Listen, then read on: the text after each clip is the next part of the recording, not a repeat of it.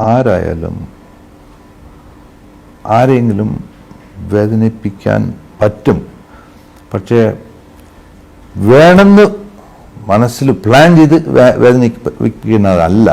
പക്ഷെ അങ്ങനെ നമ്മൾ എന്തെങ്കിലും വേദനിപ്പിച്ചാലും ഉടനെ തന്നെ പിറ്റേ ദിവസം കാലത്ത് ഫോൺ ചെയ്തിട്ട് ഏയ് സോറി സുഹൃത്തെ, ഇന്നലെ ഞാൻ അങ്ങനെ പറഞ്ഞു, നീ വേറെ ഒന്നും വിചാരിക്കണ്ട, എൻ്റെ മനസ്സിലുള്ളത് ഞാൻ പറഞ്ഞതാണ്, ഞാൻ എന്നെ പറഞ്ഞതല്ല, എൻ്റെ റിഫ്ലക്ഷൻ. എന്തിനാ ഇതിങ്ങനെ അങ്ങനെയാണ് ചോദിച്ചത് ഞാൻ, അല്ലാണ്ട് നീ എന്താണ് ഇങ്ങനെ അന്ന് ചോദിച്ചില്ല. അങ്ങനെ ഫിലോസഫി. പക്ഷെ ഡെഫിനറ്റായിട്ട് നമ്മൾ എല്ലാവരും അങ്ങനെ എല്ലാവരെയും വേദനിപ്പിക്കേണ്ട ഒരു എന്താ പറയുക, ആക്സിഡൻ്റലായിട്ട് അങ്ങനെ ഒരു ചാൻസസ് വരും. നിങ്ങളുടെ തൊഴിലിലും വരും, എൻ്റെ തൊഴിലിലും വരും. ജോലിക്കാരും ഒന്ന് തന്നെ, മുതലാളിയും ഒന്ന് തന്നെ, എന്നെക്കുറിച്ചോളം എല്ലാം ഒന്ന് തന്നെ. സോ അങ്ങനെ വേദനിപ്പിച്ചാലും ഉടനെ തന്നെ അതിനെ നമ്മൾ പാച്ചപ്പ് ചെയ്യണം. മനസ്സ് വളരെ വിശാലമായിട്ട് ചിന്തിക്കുന്ന ഒരാളാണെന്ന് മനസ്സിലാകും ആർക്കായാലും. ആ ചിന്തയിൽ നിന്നുകൊണ്ട് മനസ്സിനെ ബാധിച്ച വേറുപാടുകൾ, അതൊരു സൗഹൃദമാണെങ്കിൽ പോലും ഏത് ബന്ധമായാലും, അങ്ങനെ മനസ്സിനെ വല്ലാതെ വേദനിപ്പിച്ച ബാധിച്ച വേറുപാട് എന്ന് പറയാൻ അങ്ങനെ എന്തെങ്കിലും ഉണ്ടോ? ഒരു നല്ല പടം, വളരെയും ഓത്തൻറ്റിക്കായിട്ട്, വളരെയും സിൻസിയറായിട്ട് ഒരു നല്ല പടം, നമുക്ക് തന്നെ അറിയാം. നമ്മൾ എത്രയോ പടം ചെയ്യുന്നുണ്ട്, പക്ഷെ ഇത് വളരെ നല്ല പടമാണ്. എത്ര കാലമായാലും ആര് കണ്ടാലും ഈ പടത്തിനെ അപ്രീഷിയേറ്റ് ചെയ്യും. അത്രയും നീറ്റ് സ്ക്രിപ്റ്റും അത്രയും നല്ലൊരു സാധനമാണ് ആ ഫിലിമിൻ്റെ മെസ്സേജ്. ഇന്ന് ഉള്ള ആ പടം ഫ്ലോപ്പായാലോ അല്ല ശരിക്കും ഓടിയില്ലെങ്കിൽ അതിനെക്കാട്ടിലും ഒരു വലിയ വേദന വേറെ ഒന്നുമില്ല. അതാണ് ബെസ്റ്റ്. അത് എന്തറിയോ, നമ്മൾ അത്രയും അതിൻ്റെ അകത്തിട്ടിട്ട് അത്രയും ഒരു എക്സ്പെക്റ്റേഷനും കൂടെ ഉണ്ടാവും. ചിലപ്പോൾ അത് മിസ്സാവും, ഫ്ലോപ്പാവും. അപ്പോഴാണ് വേദന. അപ്പോഴാണ് നമുക്ക് ആ ഒരു ചെറിയ ഒരു കൺഫ്യൂഷൻ വരും. ഈ കൺഫ്യൂഷൻ വരുമ്പോഴാണ് ഈ എന്താ പറയുക, നിങ്ങൾ പറഞ്ഞ ആ പെയിൻ അങ്ങനെ അകത്ത് വരുന്നത്. കൺഫ്യൂഷൻ ഇല്ലെങ്കിൽ ഒരു പ്രശ്നമില്ല, അത് വളരെ ക്ലീൻ. ജീവിതത്തിൽ സ്വാധീനിച്ചതാരാണ്? അതുമല്ലെങ്കിൽ എപ്പോഴും ഒരു പ്രേരണയായിട്ട് ഒപ്പമുള്ളത് ആരാണ്? ഇന്ന് വരെ ആരും കിട്ടിയിട്ടില്ല. ഉള്ള സത്യം പറയാം. അല്ലെങ്കിൽ ഞാനും ഇതുകുറിച്ച് ആലോചിച്ചിട്ടുണ്ട്.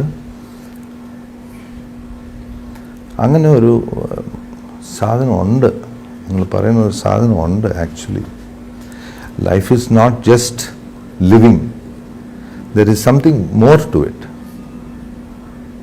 ജീവിതം എന്ന് പറയുന്നത് വെറുതെ ഇങ്ങനെ ജീവിക്കുന്നത് മാത്രമല്ല, അതിനെക്കാട്ടിലും അതിൻ്റെ അകത്ത് എന്തോ ഉണ്ട്. അപ്പോൾ നിങ്ങൾ പറയുന്ന ഈ സപ്പോർട്ടോ അല്ല ഈ ഒരു അണ്ടർസ്റ്റാൻഡിങ്, ഒരു സുഹൃത്തോ, അതെങ്ങനെയായാലും ശരി. പക്ഷേ ഇല്ല, അങ്ങനെ ആരുമില്ല.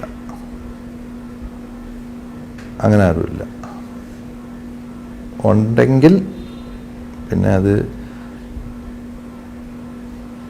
എൻ്റെ അച്ഛനും എൻ്റെ മകനുമായിരിക്കും. ബാക്കിയുള്ളവരെയൊക്കെ ഞാൻ ബോധ്യപ്പെടുത്തണം. പക്ഷെ ഞാൻ എൻ്റെ മകനെയോ എൻ്റെ അച്ഛനെയോ ബോധ്യപ്പെടുത്തേണ്ട ആവശ്യമില്ല. അവർക്ക് എന്നെക്കുറിച്ച് അറിയാം. അതാണ്. രഘുവരൻ എന്ന നടനെ, രഘുവരൻ എന്ന വ്യക്തിയെക്കുറിച്ച് മാറി നിന്ന് ചിന്തിക്കുമ്പോൾ അദ്ദേഹത്തെക്കുറിച്ച് എന്തായിരിക്കും പറയാനുണ്ടാവുക? പോരാ, അയാൾ പോരാ. ചെയ്യുന്നുണ്ട്, കാര്യങ്ങൾ സംസാരിക്കുന്നുണ്ട്, മനസ്സിലാവുന്നുണ്ട്, എല്ലാം ഓക്കെ. പക്ഷെ എന്നാലും അയാൾ പോരാ. അയാൾക്ക് ഒരുപക്ഷെ അയാൾക്ക് ഇനിയും അറിയാൻ കുറേ ഉണ്ടാവുമായിരിക്കും. അതുകൊണ്ടാണ് അയാൾ പോരാന്ന് പറയുന്നത്. ഞാൻ ഒരുപക്ഷെ അയാൾ വിചാരിക്കുന്ന അനുഭവങ്ങളെല്ലാം കിട്ടി അയാൾ ഒരു അത്രയും നല്ല ഒരു ഒരു സെൻറ്റേഡ്, അതിനെന്താ പറയുക, മലയാളത്തിൽ എന്താ പറയുക, അത്രയും ഒരു കമ്പോസ്ഡ് കംപ്ലീറ്റ് മാൻ ആവണമെങ്കിൽ അത് it is only through experience, for which I don't think I had so much experience. I did have experiences, much more than lot of people, but I feel I must experience much more to know what is this life. അതാണ് ബേസിക്കായിട്ട്. ഇതാണ് actually, this is what exactly is the cream which comes out in the film. ഇത് അങ്ങനെ ഇങ്ങനെ നോക്കിയാൽ എല്ലാം round തന്നെയാണ്. ലോകം റൗണ്ട് എന്ന് പറഞ്ഞ പോലെ അങ്ങനെ നോക്കിയാലും ഇങ്ങനെ നോക്കിയാലും അവസാനം സിനിമയെ കൂടെ ഇങ്ങനെ വന്നിങ്ങനെ ചിന്തിച്ച് എല്ലാം കൂടെ ഇങ്ങനെ നമുക്ക് ഒരു നല്ല ഒരു കമ്പോസ്റ്റ് ലൈഫ് വരാണെങ്കിലും